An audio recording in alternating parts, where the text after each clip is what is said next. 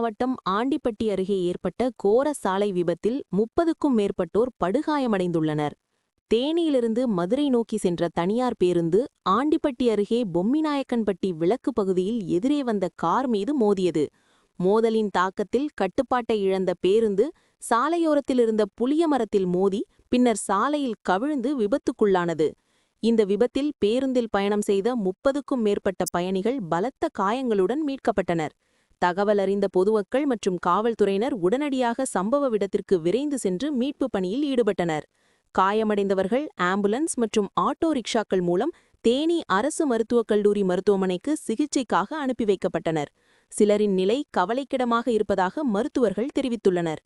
குறிப்பிடத்தக்க வகையில் சமீப காலமாக தேனி மாவட்டத்தில் அதிவேக ஓட்டம் மற்றும் கவனக்குறைவு காரணமாக தொடர்ந்து சாலை விபத்துகள் நடைபெற்று வருகின்றன.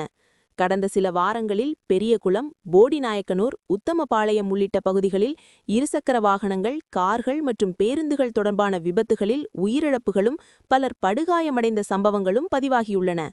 இந்த நிலையில் ஆண்டிப்பட்டி அருகே நடந்த இந்த விபத்து அதிவேக ஓட்டத்தின் அபாயத்தை மீண்டும் ஒருமுறை உணர்த்துவதாக உள்ளது.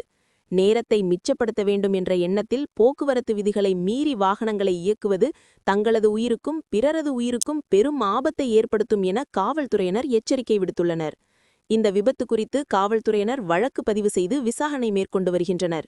பேருந்தின் அதிவேகம் மற்றும் ஓட்டுநரின் கவனக்குறைவு விபத்திற்கு காரணமா என்ற கோணத்தில் விசாரணை தீவிரப்படுத்தப்பட்டுள்ளது.